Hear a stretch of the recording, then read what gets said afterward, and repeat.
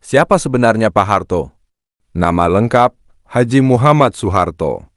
Lahir 8 Juni tahun 1921 di Dusun Kemusuk, Desa Argomulyo, Godean, Yogyakarta. Meninggal 27 Januari tahun 2008 di Rumah Sakit Pusat Pertamina, Jakarta. Jabatan Presiden Republik Indonesia kedua. Pak Harto bukan hanya sekadar presiden, tapi juga figur sentral dalam sejarah modern Indonesia. Ia memimpin Indonesia selama 32 tahun, sebuah era yang dikenal sebagai Orde Baru, yang membawa perubahan besar dalam berbagai aspek kehidupan bangsa, latar belakang dan masa kecil. Keluarga sederhana, Soeharto lahir dari keluarga petani di sebuah desa kecil di Yogyakarta. Ayahnya, Kertosudiro, adalah seorang petani dan juga pembantu lurah desa. Ibunya, Sukira, adalah seorang wanita desa yang sederhana. Masa kecil berpindah-pindah. Karena kondisi keluarga yang sulit, Soeharto kecil seringkali diasuh oleh keluarga lain. Ia pernah tinggal bersama kakek dan neneknya dari pihak ibu. Kemudian diasuh oleh bibinya yang menikah dengan seorang mantri ulu. Kehidupan yang berpindah-pindah ini membentuk karakter Soeharto menjadi pribadi yang mandiri dan mudah beradaptasi. Pendidikan. Soeharto memulai pendidikannya di sekolah desa di Kemusuk. Kemudian, ia melanjutkan ke sekolah lanjutan di Wonogiri dan Yogyakarta. Meskipun berasal dari desa, Soeharto memiliki semangat belajar yang tinggi, perjalanan karir militer. Masuk KNIL, pada tahun 1940, Soeharto bergabung dengan Koninklijk Nederlands Indisch Leger atau Tentara Kerajaan Hindia Belanda. Ia mengikuti pendidikan militer di Gombong, Jawa Tengah. Bergabung dengan PETA.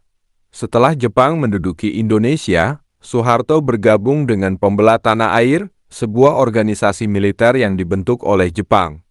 Di PETA, Soeharto mendapatkan pelatihan militer yang lebih intensif dan menjadi komandan peleton. Peran dalam Perang Kemerdekaan. Setelah Indonesia merdeka, Soeharto aktif dalam Perang Kemerdekaan melawan Belanda. Ia memimpin pasukan dalam berbagai pertempuran dan berhasil merebut kembali Yogyakarta dari tangan Belanda dalam serangan umum 1 Maret tahun 1949. Karir militer yang gemilang. Setelah Perang Kemerdekaan, karir militer Soeharto terus menanjak. Ia menjabat sebagai Komandan Brigade Garuda Mataram, Komandan Komando Daerah Militer Diponegoro, dan Panglima Komando Mandala. Naiknya Soeharto ke tampuk kekuasaan. Peristiwa G30S, peristiwa gerakan 30 September pada tahun 1965 menjadi titik balik dalam karir politik Soeharto. Setelah peristiwa tersebut, Soeharto ditunjuk sebagai Panglima Komando Pemulihan Keamanan dan Ketertiban. Super Semar, surat perintah 11 Maret menjadi tonggak penting dalam naiknya Soeharto menjadi presiden. Surat ini memberikan wewenang kepada Soeharto untuk mengambil tindakan yang dianggap perlu demi keamanan dan stabilitas negara. Interpretasi dan keabsahan Super Semar hingga kini masih menjadi perdebatan. Menjadi presiden. Pada tahun 1967, Majelis Permusyawaratan Rakyat sementara mencabut mandat Soekarno sebagai presiden dan mengangkat Soeharto sebagai pejabat presiden. Pada tahun 1968, Soeharto resmi dilantik menjadi Presiden Republik Indonesia. Era Orde Baru, pembangunan dan kontroversi, stabilisasi politik dan ekonomi. Prioritas utama Soeharto pada awal pemerintahannya adalah stabilisasi politik dan ekonomi. Ia berhasil menekan inflasi dan menciptakan iklim investasi yang kondusif. Pembangunan ekonomi yang pesat. Di bawah kepemimpinan Soeharto, Indonesia mengalami pertumbuhan ekonomi yang signifikan. Sektor industri dan pertanian berkembang pesat. Banyak infrastruktur dibangun, seperti jalan, jembatan, bendungan, dan pelabuhan. Program Keluarga Berencana. Program KB menjadi salah satu program unggulan Orde Baru. Program ini berhasil menekan angka kelahiran dan meningkatkan kesejahteraan keluarga. Swasembada pangan. Pada tahun 1980, Indonesia berhasil mencapai swasembada pangan. Ini merupakan prestasi besar yang membuat Indonesia tidak lagi bergantung pada impor beras. Kritik terhadap Orde Baru. Meskipun banyak pembangunan, era Orde Baru juga diwarnai dengan kritik terhadap praktik korupsi, kolusi, dan nepotisme. Kebebasan berpendapat dibatasi, dan banyak aktivis serta tokoh oposisi yang ditangkap atau diasingkan. Duifungsi ABRI. Konsep duifungsi ABRI memberikan peran ganda kepada militer, yaitu sebagai kekuatan pertahanan dan keamanan negara, serta sebagai kekuatan sosial politik. Hal ini memberikan pengaruh yang besar bagi militer dalam pemerintahan. Krisis ekonomi 1998 dan lengsernya Soeharto. Krisis moneter Asia.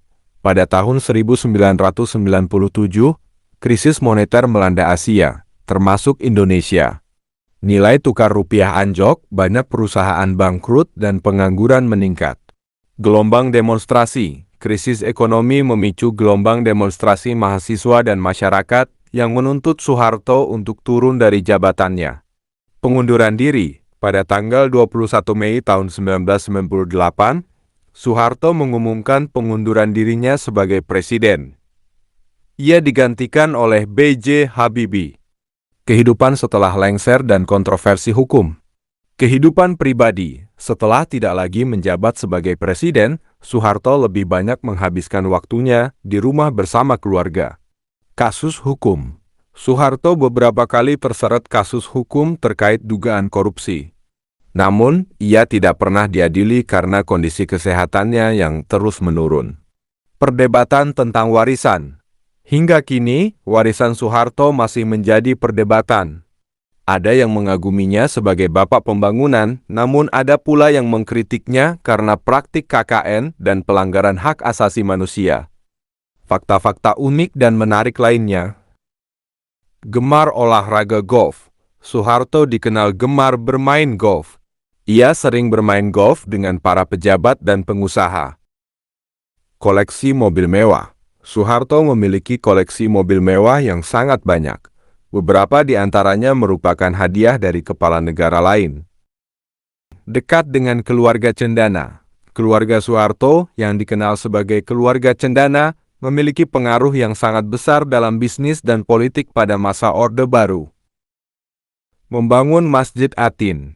Soeharto membangun Masjid Atin di Taman Mini Indonesia Indah sebagai wujud rasa syukurnya kepada Allah. Hobi berkebun.